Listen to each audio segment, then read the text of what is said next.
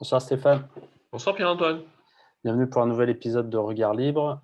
Donc ce soir, on va parler un peu faire un résumé de tout ce qui s'est passé par rapport à Trump avec l'histoire du Capitole et les conséquences sur le blocage des applications, blocage des comptes. Oui, Donc c'était la semaine dernière, donc Trump avait appelé ses partisans à aller manifester devant le Capitole. Et au final, des manifestants sont rentrés dans le Capitole. Et voilà, on piquait des trucs, certains se sont introduits dans le bureau de Nancy Pelosi. Je ne sais plus combien, je crois 4 manifestants se sont fait tuer ou je ne sais plus exactement le nombre. Il y a eu 4 personnes, je crois, de tuées. Ensuite, donc le compte Twitter de Trump a été coupé. Des applications avec pas mal de partisans Trump ont été déconnectées comme Parler. Et là, le Parti démocrate essaye de faire destituer et rendre inéligible Trump. Donc voilà, est-ce que tu avais un commentaire sur ce sujet? je suis un peu mal à l'aise sur la partie occupation du Capitole. J'avoue, j'ai suivi de loin, malgré tout.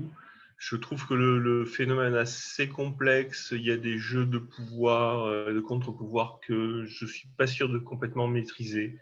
Je, je... La chose est effectivement scandaleuse. Moi, le point qui m'interpelle, c'est juste que les les gardes, pour parler Ouais, simple, et laisser faire. Je cherche même pas trop à savoir qui a pu pénétrer, parce que je pense que là aussi il y a des jeux de dupes à mon avis, mais ouais. qu'est-ce qui a fait que les gardes les aient laissés rentrer, quoi, rentrer chez Pelosi ou autre? Ouais. Ça me surprend. Donc pour moi, ça sent fort quelque part la manigance. Je m'étonne quand même que ces gardes qui d'ordinaire sont, enfin, a priori, n'ont pas la réputation d'une passoire, Ouais. Ouais, ils qui ont laisse tous fait passer du une Capitole, personne, quoi. deux personnes, mais qui est tout un phénomène comme ça me paraît téléguidé. Voilà, maintenant j'en sais rien. Juste pour donner une Et je anecdote, trouve ça... un peu en rapport avec ça, moi j'avais participé à une des premières manifestations gilets jaunes à Paris sur les Champs-Élysées et j'étais passé devant l'Élysée avec des gilets jaunes. Et pour moi, c'était impossible de pénétrer parce qu'il y avait des murs, il y avait des Bien quarts de sûr, CRS partout, des bien CRS sûr. vraiment tu sais, armés, protection de partout, des fusils. Et donc, en repensant à ça, je me suis dit, mais c'est bizarre qu'au Capitole, C'est ça, tout le monde soit rentré comme ça, tranquillement. c'est Ça ça. paraissait étrange. J'ai Après, j'ai vu, j'ai vu quelques images où il semble avoir gravi les murs, pris le temps tranquillement ouais, de faire de l'escalade. Ça me paraît inconcevable s'il n'y a pas un ordre, mot d'ordre venant je ne sais trop de qui disent aux flics, aux gardes de laisser faire. Et ça qui, tu vois, avant même des images chocs des mecs qui sont dedans, ouais, ouais, etc., qui ouais, sont surprenantes, ouais, mais qu'on les laisse entrer et faire le spectacle avec journalistes en plus, avec ouais. caméra. Enfin, pour moi, ça relève du spectacle. C'est donc forcément quelque part téléguidé. Je ne sais pas par qui, j'avoue, mais pour moi c'est très louche cette histoire. Et bon, je sais pas en dire beaucoup plus, mais je crois pas, je ne crois pas que les gens aient envahi le Capitole. Je pense on les a laissés et incités à l'envahir, et ça c'est une autre histoire, à mon avis. Après, ton deuxième point que tu évoques, c'est le blocage des comptes de Trump sur les Ouais. Facebook, Twitter, le blocage de Parler, etc. C'est évidemment choquant. C'est évident. Maintenant, si je prends la casquette libertarien ou Stéphane Gère, pour moi, la réponse est extrêmement simple. Il ne faut jamais oublier que le premier ennemi, ce qui doit toujours nous obnubiler, je dirais, en termes de dénonciation. Il est évident que dans le monde actuel, Twitter, Facebook, etc., sont des acteurs fondamentaux, portants et moteurs de la liberté d'expression, c'est évident, et que de tels comportements de censure qu'on trouve de plus en plus sur Facebook et autres, que de telles censures se pratiquent est évidemment à dénoncer, regrettable, choquante, tout ce qu'on veut. C'est évident dans l'absolu. Mais il faut quand même savoir ou ne pas oublier que ce sont des boîtes privées, Ce sont des espaces privés. Que quelque part, quand on est sur Facebook, on le paye par la publicité, on a signé une. Non, je voulais dire, il n'y a pas un droit. Il y a le droit que tu signes quelque part quand tu te connectes. Tu te connectes. Quand tu crées ton compte, tu acceptes une charte d'utilisation. Oui, c'est ça.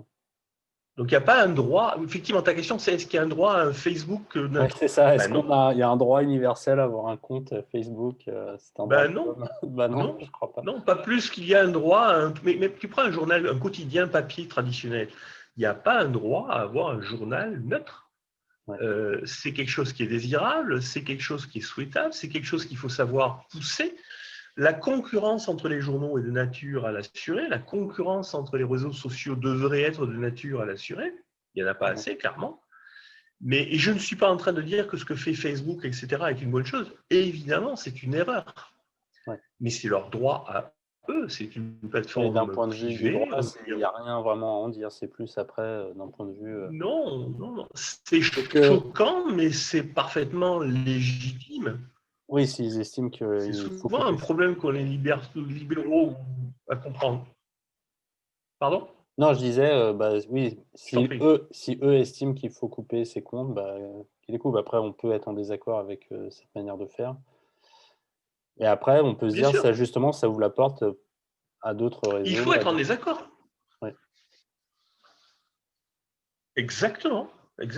C'est le moment rêvé pour les autres réseaux. C'est évident. C'est évident. Je répète, moi, ma position, elle est très claire. Je suis sur Facebook moi-même, je l'utilise beaucoup. Je ne rêve que d'un Facebook qui soit neutre. Et malgré tout, quand même encore aujourd'hui, il y a quand même beaucoup de choses qu'on peut faire et qu'on peut dire sur Facebook, quand même. Bon.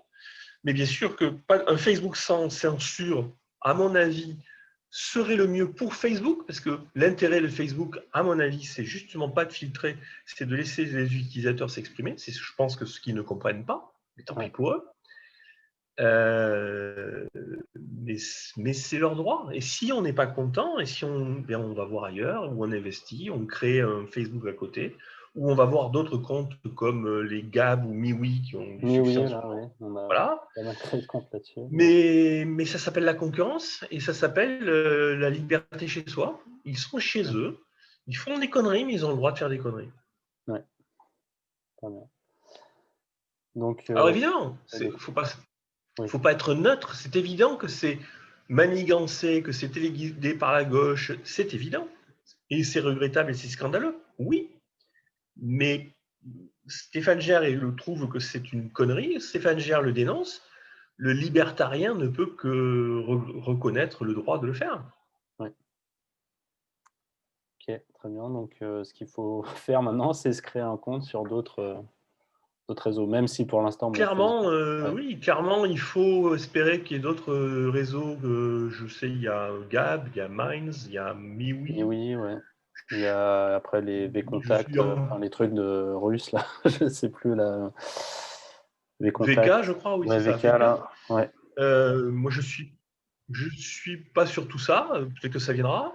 Les meilleurs gagneront et espérons que Facebook paye ses mauvaises pratiques, en souffre, que son cours de bourse baisse, que le nombre de sa fréquentation baisse et que les autres réseaux en profitent et qu'il y en ait un là-dedans qui ait l'intelligence de ne pas faire censure. Espérons-le. Ouais, ok, espérons-le. Alors, merci Stéphane. Mais je t'en prie.